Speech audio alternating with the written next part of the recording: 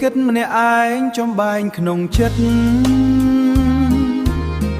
នឹករឿងជំមិតកាលវ័យកុមារធ្លាប់រត់ប្រឡែងរំហែកាយាពេលនេះទៅណាម្ដេចស្ងាត់ដំនឹងធ្លាប់បងហោះខ្លែងប្រឡែងក្នុងបឹងលេងបាល់គប់ហឹងរំពឹងក្នុងចិត្តឲ្យតែសប្បាយមិនដែលខ្វល់គិតឥឡូវតើមិត្តឯងសុខទុកយ៉ាងណាដែររឿងដែលមិនភ្លេចរឿងកិច្ចសាលាឆ្លៀតទៅធ្វើការព្រោះតែខ្លួនក្រ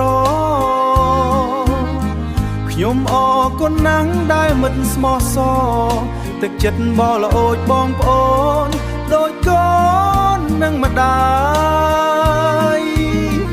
បានឮដំណឹងថាមិត្តនៅឆ្ងាយ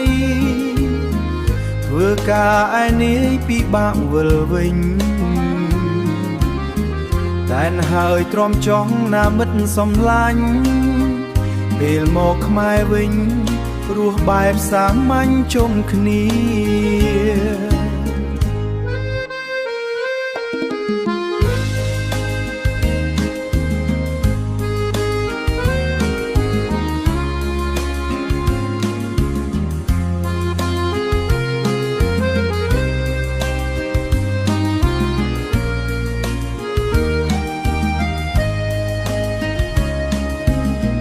រឿងដែលមិនភ្លេចរឿងកិច្ចសាលា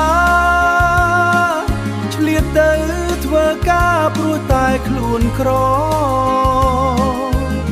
ខ្ញុំអរគុណណាស់ដែលមិនស្មោះសរទឹកចិត្តបរល្អូចបងប្អូនដូចកូ